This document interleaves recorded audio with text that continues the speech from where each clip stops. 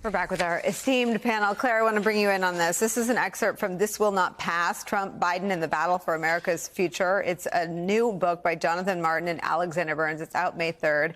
And I want to read this part to you. Trump believed he knew why conservative voters lacked enthusiasm for Perdue and Loeffler, and he explained as much to Mitch McConnell.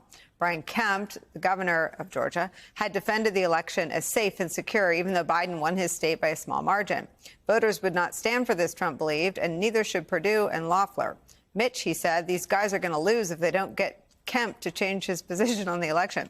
Of course, in the end, Trump did a whole lot to make them lose by muddling the whole message of getting them out to vote, and I couldn't be happier about that.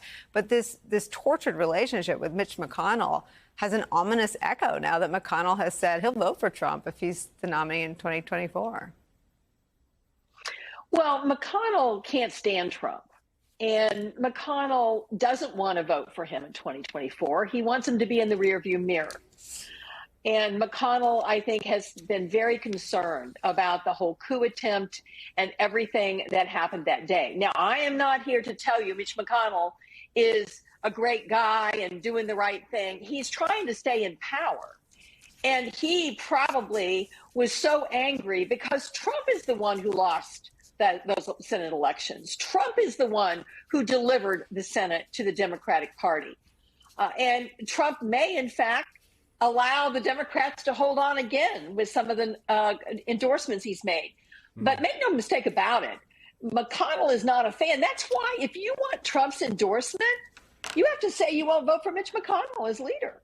So, Claire, the only thing sicker than supporting Donald Trump because you agree with good people being on both sides of a KKK rally or you approve of his conduct and things he says about where you can touch women is thinking all those things are reprehensible and supporting him only. I mean, you just made Mitch McConnell, you know, something more awful in our political arena than someone who agrees with the authoritarian impulses of Trumpism. I think that's the hardest part about this. Is that so many of my colleagues that I respected and thought would stand up to this kind of nonsense have taken firm positions in a fetal position under their desks and just hoped that he would go away. And he continues to wreak havoc. I mean, to this day, he is trying to execute a coup to this very moment. And he will continue to do that.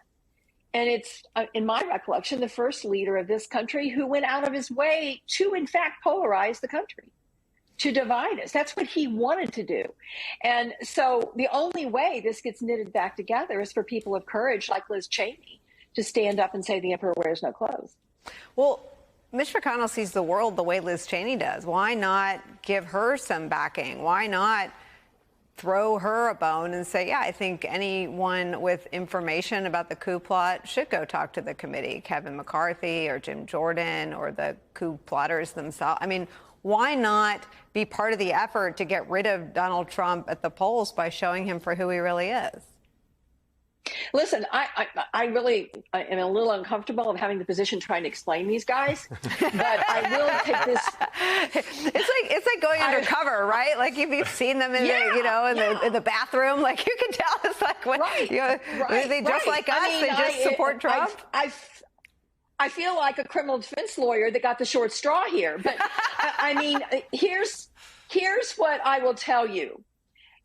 Imagine for a moment that you're trying to run for office in a difficult state and the majority of your party thinks this guy is the best thing since sliced bread.